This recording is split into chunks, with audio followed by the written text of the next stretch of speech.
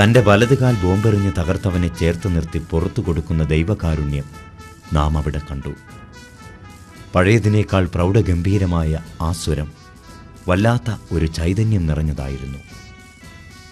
ഒരുപാട് കാലം വേർപെട്ടുപോയ ഹൃദയങ്ങൾ പരസ്പരം കണ്ടതിൻ്റെ കണ്ണീരൊപ്പ് പുരണ്ട കാറ്റായിരുന്നു കോഴിക്കോട്ടെ കടപ്പുറമാകെ. വർഷങ്ങൾക്ക് മുമ്പ് കോഴിക്കോട് മുതലക്കുളം മൈതാനിയിൽ പ്രകോപനപരമായി പ്രസംഗിച്ചു എന്ന കുറ്റത്തിനാണ് മദനി അറസ്റ്റ് ചെയ്യപ്പെടുന്നത്.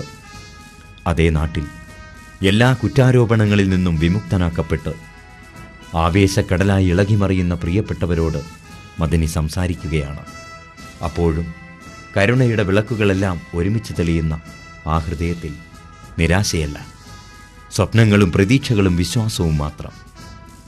തൻ്റെ നാടിനെക്കുറിച്ച്, അധസ്ഥിതനും ദലിതനും പീഡിതനും അധികാരം കൈയാളുന്ന സ്വപ്നഭൂമികയെക്കുറിച്ച്